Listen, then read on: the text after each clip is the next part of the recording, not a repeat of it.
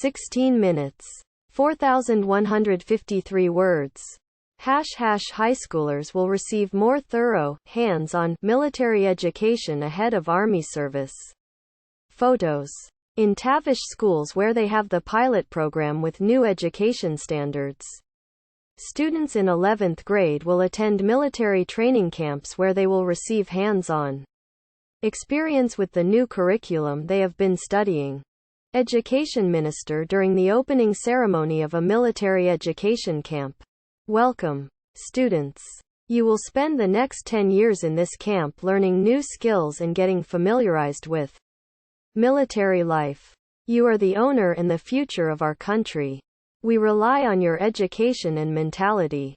The camp will also teach you punctuality and discipline, which are prerequisites. Learn, self-educate, and serve our homeland. Ministry official. The camp's purpose is to develop the skills the students obtain during NZP classes, apply the theoretical knowledge in practice, and make the professional military service more appealing. The structure of the camp resembles a real military unit. The students will apply what they learned in 10th grade and study new materials not covered in NZP. This year we have 700 students enrolled in camps. In several stages. We will host students from Diligen, Ijevan, Noyambarian, and Bird, student from Agavnavank. The knowledge we gain in this camp will help us adapt to the conscription service more easily. These 10 days will be dedicated to our homeland. We will get up early in the morning, march, fire, dig, and provide medical aid. Tag. #Army reforms. Army contractors are replacing conscripts on front lines. Other reforms will change how conscripts are trained. Defense Ministry official. Conscripts will be gradually replaced with contractors on the front lines. This is one of the goals of MOD and COGS. There is already precedence in the 3rd Army Corps, where 90% of conscripts aren't deployed in front anymore, and in Artsakh Defense Army. Reporter. Draft is underway in Armenia. Will some of them be sent to Artsakh? Defense Ministry official. No. A decision was made to have contractors in Artsakh, primarily with Artsakh's resources. There will no longer be conscripts once the summer 2020 draftees return home. A serious package has been developed to make Army service attractive in Artsakh. They will use budget resources to invite contractors from around Artsakh. Question. What will conscripts do all day? Defense Ministry official. Exercise and be deployed only if necessary. Reporter. Will you shorten the conscription period from the current 2 years? Defense Ministry official. We are still discussing if it's possible. Reporter. Are the newly drafted conscripts in Armenia sent directly to the front today? Defense Ministry official. No. Starting this draft. Under the orders of the Defense Minister. The process is changing. Conscripts get assigned to a base via a lottery. And get assigned to a Rajgayan Usumnakan Gumartak. The name says it all. It's Rajgayan, followed by Usumnakan. They will spend 5 to 6 months there until the end of training. The ministry wants to ensure that no unprepared conscripts are sent to the front. Reporter. Doesn't it already work like that? Defense Ministry official. No. The process is changing. They will undergo preparation with a full program at Rajgayan Usumnakan Gumartak. And only then they are sent to their primary base, where they will either remain in the rear or protect the front. Reporter. As sergeants? Defense Ministry official. Not necessarily. There can be junior commanders and specialists. Tag. #Army reforms. #MOD and COGS held a session to address various issues in the military. Raising the discipline in the Army. Proper enforcement of the ban on the use of smartphones when applicable. Preventing vehicle accidents involving soldiers. Construction of more fortifications. Ex-Premier Aram Sarkisyan's bombshell interview about the Nagorno-Karabakh War and a failed pressure on Pashinyan to sign an actual Megri corridor several days before the 2020 ceasefire. Reporter. Lavrov visited Baku and claimed that OSCEMG no longer exists. Armenia responded, it does, and cited the Pashinyan-Putin statement signed in April. Sarkisyan. The 2020 war happened amid a Russian-Turkish Azeri agreement, and Trump's complete indifference to our region. Everyone except Armenia was supposed to gain something. The war was supposed to end with a corridor connecting Azerbaijan to Turkey. Nikhiyevan. This would allow them to turn Armenia into a Tatarstan region, monitor the Turkey-Azerbaijan route and have influence over connections to Europe, and address the energy competition from Iran. Azerbaijan used its connections in the U.S. to receive approval from Donald Trump that the U.S. would not intervene in the war. So Turkey and Azerbaijan launched the war. I know from my Western sources that on November 6 they prepared a document about an actual Megri corridor for Azerbaijan. Armenian government refused to sign it and dragged it until November 9. They were pressured and threatened that Stepanakert would be captured. But the government still didn't sign it. That's why they introduced the 9th paragraph in the ceasefire statement with smeared language about unblocking communication. Pashinyan did not promise any corridor. But Putin did. Reporter. Putin promised to give a corridor to Azerbaijan and Turkey?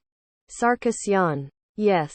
And he is doing everything possible today to ensure the conflicts are resolved in a trilateral format. Lavrov is against anything outside the AMRU-AZ trilateral format. Every time Pashinyan or another ranking official spoke against a corridor, the following day there would be border aggression in Artsakh or Armenian borders. But today there are new challenges that Russia is struggling to address. They are facing issues in Ukraine. They have fully lost Kazakhstan. Armenia remains the second weakest link after Belarus that Putin wants to rule. What leverage does Russia have over Armenia? They can't simply withdraw the troops from Armenia because we have seen time and time again that those troops aren't here to protect us. They are here to serve Russia's interest. Russia's best option was to use Azerbaijani aggression against Armenia to force us to beg them. Today Russia doesn't care what the West says. But Azerbaijan does. The West tells Azerbaijan they cannot cross certain red lines and violate Armenia's sovereignty. The U.S. ambassador Tracy traveled to Syktyvkar and gathered other Western ambassadors there, and repeated that Artsakh's status must be resolved first. More lately she said that the Artsakh population must take part in deciding its fate.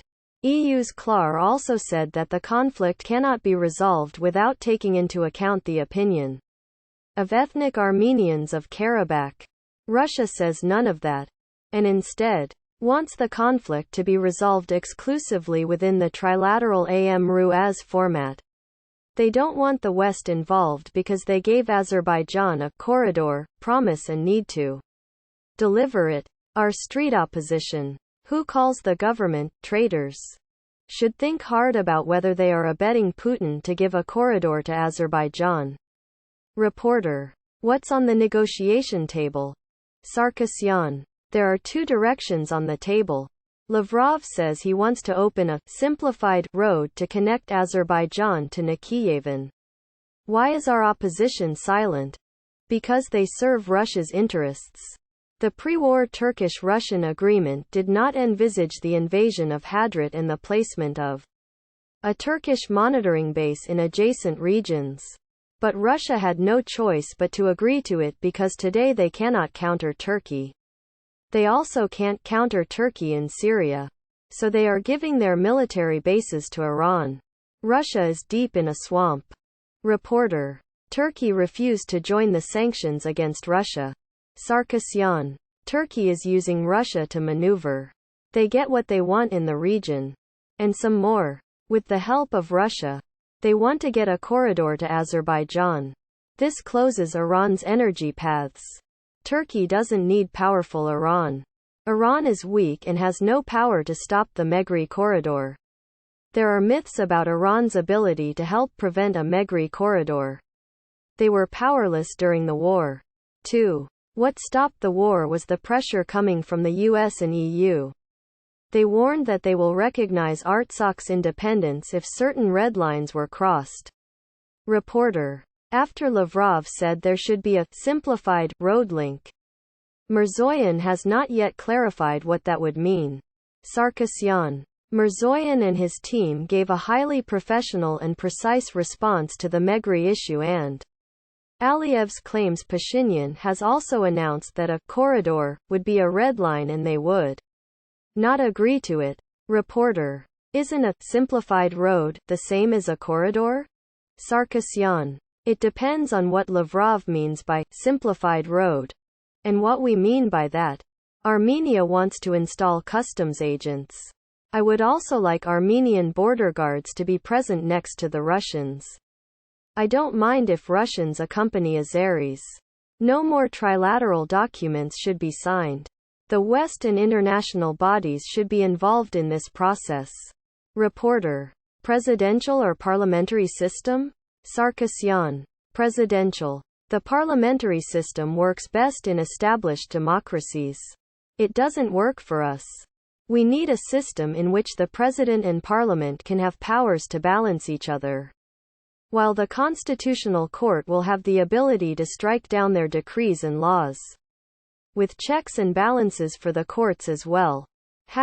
Armenia and United States gang up on Russia and Azerbaijan to save the OSCE Minsk group. If you missed Pashinyan's interview, in which he criticized Lavrov for contradicting Russia's official stance by suggesting that OSCE Minsk group was essentially dead. US Today. Our co-chair spoke with her counterparts today to discuss the future of Nagorno-Karabakh. It's unfortunate the Russian co-chair did not accept the invitation. We look forward to the Minsk group's continuing work. In yesterday's interview, Pashinyan also revealed that a meeting between Armenian and Azeri officials was supposed to be held on Monday, but Azerbaijan cancelled it. Today Azeri government-linked outlet, citing its sources, claimed that Azerbaijan cancelled the meeting as a sign of protest against Armenia's calls to resume OSCE. The Azeri outlet was also unhappy with recent rhetoric coming from EU's Toivo Klar. Security Council Chief Armin Grigorian visited France on Tuesday to meet the French co-chair of OSCE. They emphasized the importance to use the platform to resolve the Nagorno-Karabakh conflict. FM Ararat Mirzoyan spoke with Canadian FM about various topics including democracy, institutes, and the need to use OSCE to resolve the Nagorno-Karabakh conflict. Edmond Marukyan accuses ex-foreign ministers of screwing up Nagorno-Karabakh negotiations before leaving Armenia to live in comfort abroad. Ambassador-at-Large Marukyan. This republic has a 30-year history. In a 20-year period, we've only had 2 foreign ministers, both of whom moved out of Armenia a while ago. We must not allow people who view Armenia as an unlivable place to become our foreign ministers. We are talking about foreign ministers whose negotiated documents are becoming a reality today. A reality in which we live and they don't. Armenia and Russia discuss the construction of a technopark in Armenia. Deputy PM Meher hosted senior Russian parliament official Gordayev on Tuesday to discuss a number of topics relating to trade, education, and science. Gordayev. We have around 200 legislative documents on cooperation with Armenia. We see that the trade turnover keeps rising. We expect it to reach $3 billion in the future. But on the other hand, there is an opportunity to increase the investments by creating joint enterprises in the industry and agriculture. We thoroughly discussed issues relating to mutual certification of products of Armenian and Russian markets so that our goods are perceived as local production. We should invest in joint productions to export to other markets. A very interesting discussion was held around the construction of a joint technopark in Armenia. U.S. Congressman Menendez and Schiff criticize Biden for again approving military aid to Azerbaijan. Bob Menendez. I'm disappointed that the Department of State once again decided to bypass Section 907 to provide what has become annual assistance to Baku.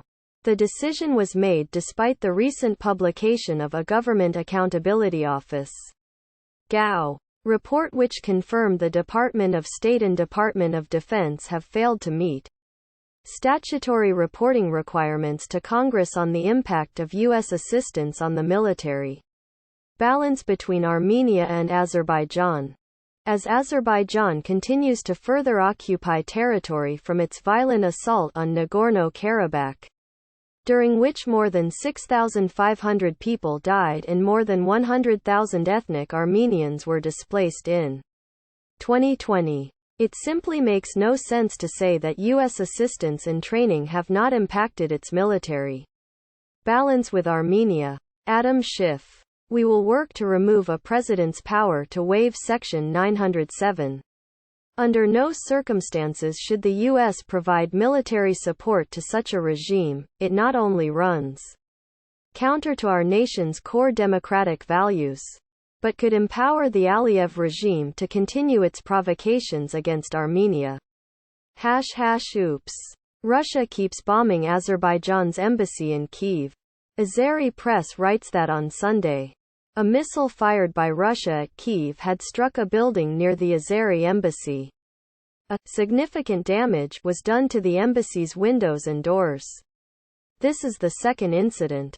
2 months ago another missile damaged the embassy building located on Halaybakitska Street. Azeri outlet. Despite the real threat to the lives of Azerbaijani citizens and diplomats, official Baku has not commented on the incident. Next meeting between special envoys of Armenia and Turkey will take place on July 1. Rubinyan and Kilik will meet in Vienna. During the previous meeting on May 3, they reaffirmed the declared goal of normalizing diplomatic relations without preconditions. There is no eternal enmity in international relations. Erdogan's spokesman about Armenia-Turkey relations. Ibrahim. We are normalizing relations with Egypt, Armenia, and Saudi Arabia. There is no eternal enmity in international relations. Why did we shut down the border with Armenia in 1992? Because of the occupation of Karabakh. 30 years later, thanks to the unification of Azerbaijan and Turkey, Karabakh was liberated. So we launched a process to normalize relations with Armenia. The OSCE was unable to resolve the conflict for 30 years. Which is why Turkey and Azerbaijan united to resolve it. At the moment we have a serious and rapid process to normalize relations with Armenia. NSS has uncovered another case of treason. NSS reports.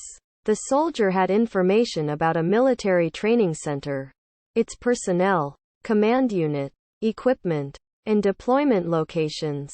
He met a foreign intel agent on the OK.ru social network and agreed to take photos of the military base and along with other information send it via WhatsApp. In exchange for $4,000. The soldier has confessed after the arrest. He said he joined as a contractor in July 2021 and was promised the cash in exchange for sharing the information. The NSS urges every soldier to be vigilant and not endanger national security. Anti-corruption. Authorities uncover an alleged money laundering by officials. Prosecutors report.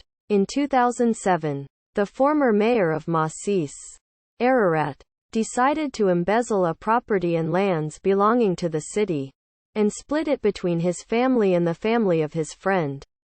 He asked the municipal council to consider donating the 46.6 meters property to AB, who was a council member and the CEO of CIS-CJSC. To justify the donation, The mayor presented the CEO as a low-income resident, and that the CEO had already been using the aforementioned property for the past 20 years. After receiving the property, the CEO sold the property to the mayor's assistant for only 1 M.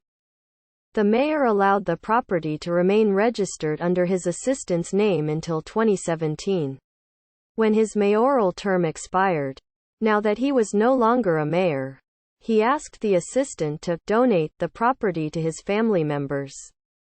The ex-mayor and accomplices are charged with crimes. An investigation is launched against council members who had voted to approve the embezzlement.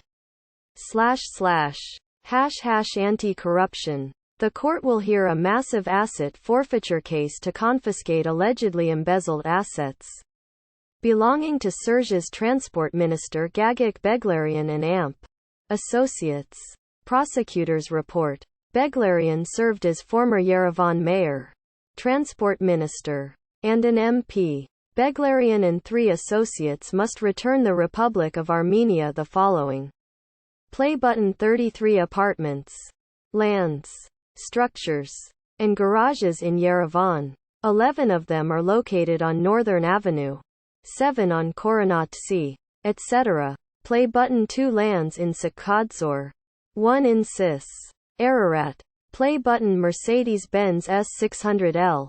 Play button if they can't return the aforementioned properties, they must pay 10.7 B. $26 million. Play button 1.9 B. $4.6 million. In financial assets, play button 883 meters. $2.1 million. In revenues earned from the illegal properties, play button and 3.3 B. $8 million. The legal origins of which cannot be explained because it was obtained illegally. //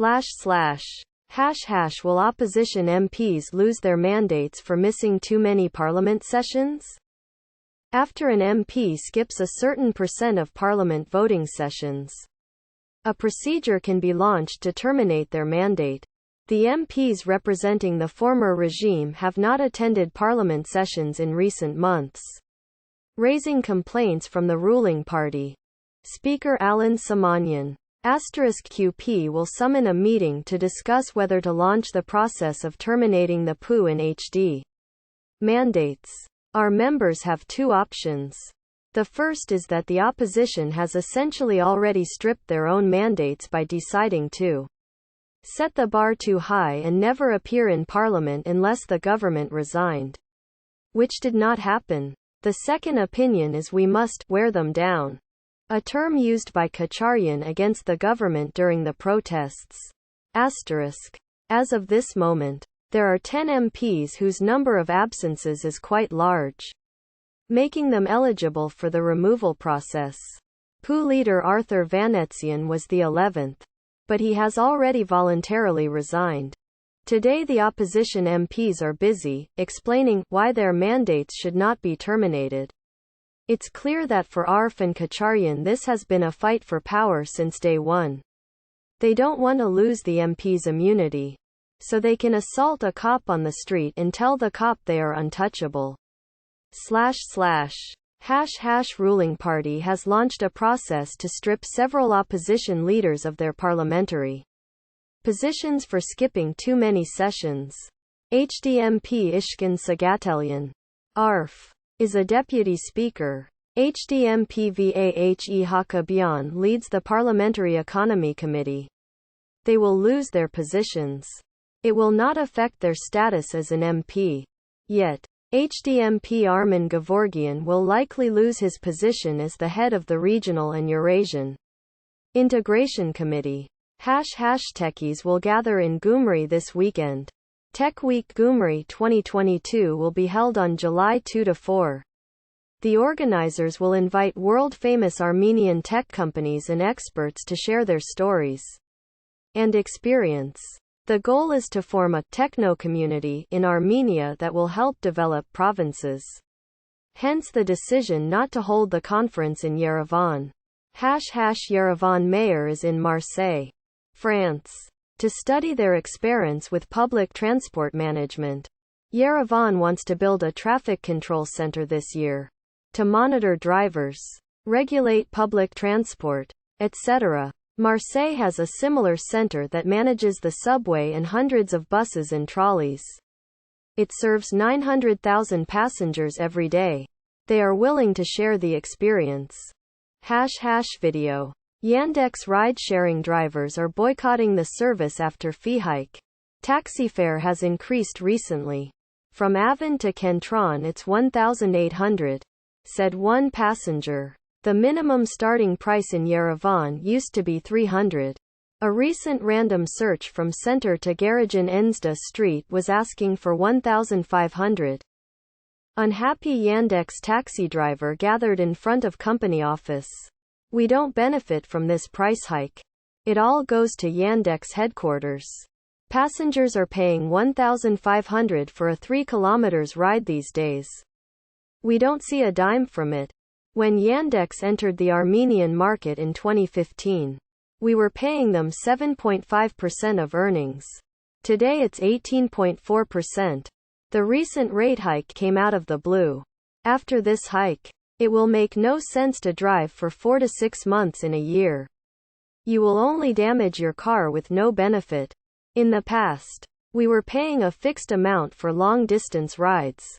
So if the ride was above 3,000, we were paying the same 480 regardless of the total amount. Now, we pay a lot more. For a 22,000 ride, I had to pay 3,700 to Yandex.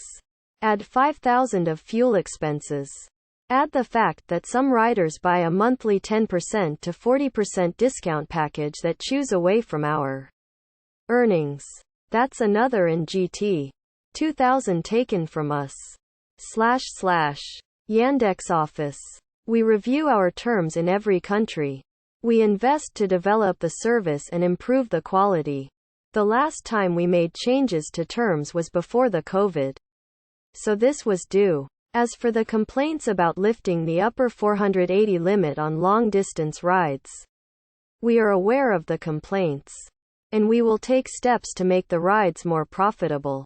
As for the complaints about passengers' monthly discounts chewing away from drivers' profit, the discounts are given to new customers, presumably to switch to higher tiers.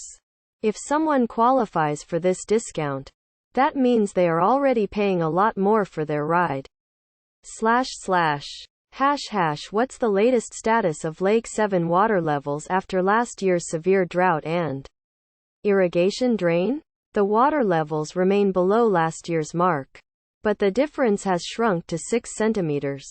This was contributed by the fact that the rivers pouring into the lake have brought more water this year. What about the amount of water drained from the lake for irrigation? June 2021, 53 million cubic meters. June 2022, 33 million cubic meters. 20,210,702/Savannah-Elke-Hunnisan-11-Centimetrov-281450441.html. IMF has revised its 2022 economic growth estimate for Armenia. The new prediction is 5%. The previous one, made in April, was 1.5%. Armenian government predicts 7%. Central Bank recently revised its prediction from 1.6% to 4.9%. IMF today. Armenia's overall budget position was in surplus in Q1 owing to strong revenue collection and under execution of expenditures. The banking system remained solid. The economy grew 9.4% in Q1. The inflation was 9% because of buoyant domestic demand, supply constraints, and an increase in global food and fuel prices. Armenia's Greco-Roman wrestler is in U23 Euro finals after defeating Azeri athlete 9-1. Surin Agajanyan. Say his name. Fly One Armenian Airlines has a new flight destination. They will hold regular flights to St. Petersburg 4 times a week, starting July 1. Russian Rossiya airline launches direct flights between Samara-Yerevan. Rossiya is a division of Aeroflot. They will use Russian-made, Superjet 100 inches jets. They already have flights to other Russian cities. Tourism almost tripled in Q1. Compared to last year. Armenian Tourism Federation. The number of incoming tourists has reached around 250,000 in Q1 2022. That's 2.9x from Q1 2021. It's still less than in Q1 2020, the pre-pandemic period. Each province and community has its attractions. And tourists spending their vacations in Armenia are aware of this. Travel packages are formed based on the purpose of the visit to Armenia, as well as based on their taste and expectations. Most tourists are individuals. Group tourism has not fully recovered yet. There are no group visits from Europe, Japan, China, the US, etc. Russians visited Armenia in early March but not due to tourism. After the Ukraine war, nearly 115,000 visits were registered from Russia, 5,000 from Ukraine and Belarus. Tourism activates in mid-March when Iranians visit Armenia to celebrate their new year. Nowruz. Armenia had a visa-free regime for more than 60 countries. It was very simple for them to obtain permission online. COVID changed all that and new restrictions were imposed. But now the opportunity of resuming them is being discussed. Today in history. 1776. General George Washington's bodyguard Thomas Hickey is executed for mutiny and sedition. He was earlier jailed for passing counterfeit money. He was also accused of plotting Washington's assassination. 1914. Archduke Ferdinand and his wife are assassinated in Sarajevo. WW1 soon. 1919. The Treaty of Versailles is signed, ending the state of war between Germany and the Allies. 1926. Mercedes-Benz is formed by Gottlieb Daimler and Carl Benz, merging their two companies. 1970. Vova the elephant escapes Yerevan Zoo and goes on a rampage on the streets. 1987. Iran-Iraq War. Saddam uses chemical weapons against Iranian civilians in Sardasht. 1989. Slobodan Milosevic gives the Gazimestan speech, on the 600th anniversary of the Battle of Kosovo. The speech became famous for Milosevic's reference to the possibility of armed battles. Many commentators have described this as presaging the collapse of Yugoslavia and the bloodshed of the Yugoslav Wars. 2001. Slobodan Milosevic is extradited to The Hague. In case you missed yesterday's news by Impossible Ad. Archive by. Donate to Armenia and AMP.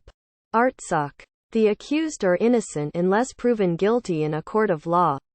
Even if they appear guilty.